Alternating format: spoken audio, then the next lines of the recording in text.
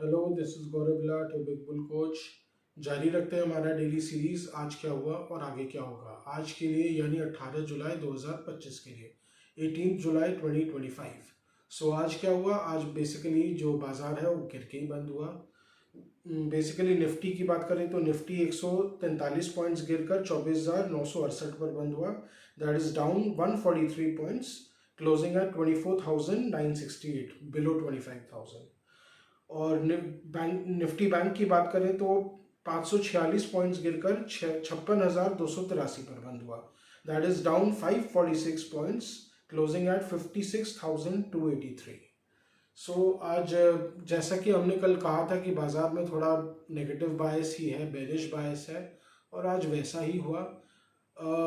Gift Nifty तो down था, पर थोड़ा सा प्री ओपनिंग में कंफ्यूजिंग सिग्नल्स मिल रहे थे क्योंकि फ्लैट सा ही था, कोई वैसा डिक्लाइन देखने को नहीं मिला था प्री ओपनिंग में। सो थोड़ा सा बाजार ने उस जो नेगेटिव क्यूज थे उसको, जिसको कहते हैं कि रेजिस्ट करने की कोशिश की, पर ऑफ कोर्स बेरिश ओवरहैंग था और वो रहा ही। सो जो निफ्टी है वो तो खुलते के साथ गिरा। बैंक निफ्टी तो अच्छा खासा गिर के ही खुला था, थोड़ा उसको रिकूप करने की कोशिश की गई पर वो ऑफ कोर्स ना सफल रहा।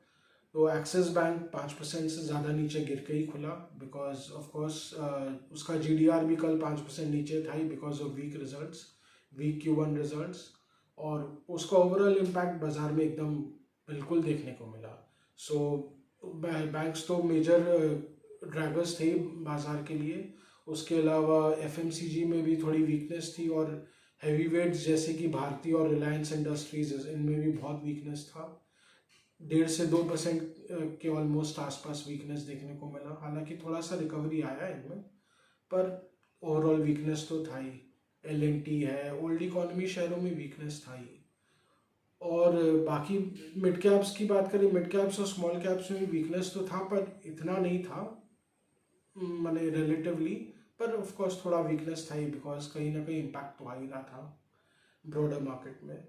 और उसके अलावा मार्केट में थोड़ी बहुत फिर धीरे धीरे जैसे जैसे दिन आगे बढ़ा, 25,000 टूटने के बाद थोड़ा रिकूप करने की कोशिश की गई, पर अगेन जो रिबाउंड था वो 25,000 से एकदम घूम गया और निफ्टी वीक ही बंद हुआ। हालांकि दिन के निचले स्तर पर तो नहीं बंद हुआ। और इंटरेस्टिंग बात यह है कि निफ्टी ने आज अपना जो 50 डे मूविंग एवरेज है उसको टेस्ट किया नीचे में, वहाँ से घूम के थोड़ा सा घूम के बंद हुआ। पर जो बेरिश मोमेंटम लग रहा है, ऐसा लग रहा है कि ये हो सकता है अपने आगे जाके ये अपना जो 100 दिन का जो मूविंग एवरेज है, जो 24,430 के पास है, उसको हो सकता है टेस्ट करे। क्या पता उतना दूर नहीं भी जाए तो कहीं ना कहीं 100-200 पॉइंट्स उसके ऊपर आके क्या पता टेस्ट करे, हु नोज। बट कहीं ना कहीं ये एक इमीडिएट मेजर सपोर्ट लेवल बन सकता है। जैसे जैसे मूविंग एवरेज भी थोड़ा थोड़ा आगे ऊपर बढ़ेगा, तो कहीं ना कहीं हो सकता है निफ्टी को 24,500 के आसपास हो सकता है सपोर्ट देखने को मिले। बट अभी फिलहाल तो जो ओवरऑल मोमेंटम है वो नेगेटिव ही है निफ्टी के लिए, और ओवरऑल बाजार के लिए भी मोमेंटम एकदम बेरिश ही है। यूएस मार्केट्स में भी थोड़ा थोड़ा डिक्लाइन देखने को मिल ही रहा है। आज अभी की बात करें तो डाउ फ्यूचर्स 200 पॉइंट्स नीचे है ही, बिकॉज ओवरऑल थोड़ा सा नेगेटिव बायस है, न्यूज़ फ्लो भी नेगेटिव है। उसके अलावा आज बंधन बैंक के भी रिजल्ट्स आए जो कि बहुत ख़राब आए हैं। Profits have declined over 60%, much due to higher provisions, क्योंकि प्रोविजनिंग बढ़ाने पड़ रहे हैं, क्योंकि बैड डेट का प्रॉब्लम है ही वो बंधन बैंक के लिए। ऑलरेडी 2 साल से बोला जा ही रहा है कि major bad debt issues face कर रहा है बैंक, और जिसके कारण उनको फाइनली इस क्वार्टर में बहुत अच्छी खासी प्रोविजंस लेनी पड़ी है। 1,100 करोड़ की प्रोविजंस लेनी पड़ी है बैंक को, जिसके कारण प्रॉफिट हिट हुआ ही है।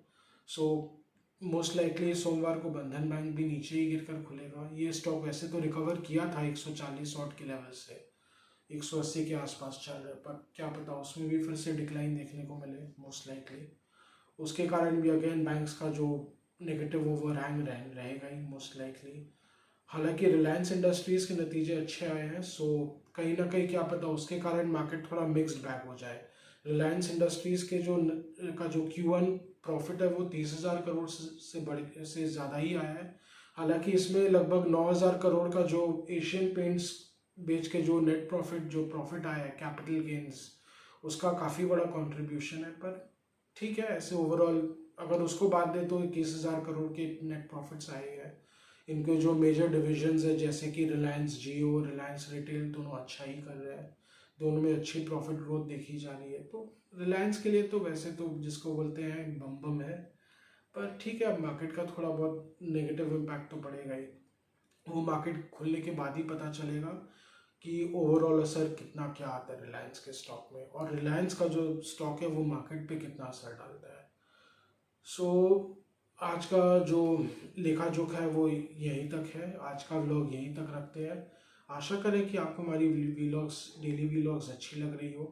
Do like, share and subscribe to our channel, do comment on our videos, or any stock specific views or queries, please do write to us. Please comment on our videos. We are always there ready for your help or to share our insights with you. Thank you.